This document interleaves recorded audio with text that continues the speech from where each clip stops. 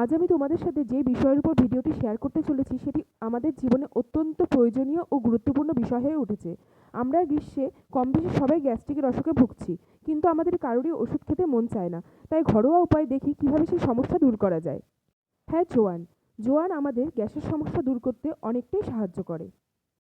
আমি একটি প্যাকেটের জোয়ান কিনে এনে সেটাকে ভালো করে জল দিয়ে ধুয়ে রোদে শুকাতে দিয়েছিলাম।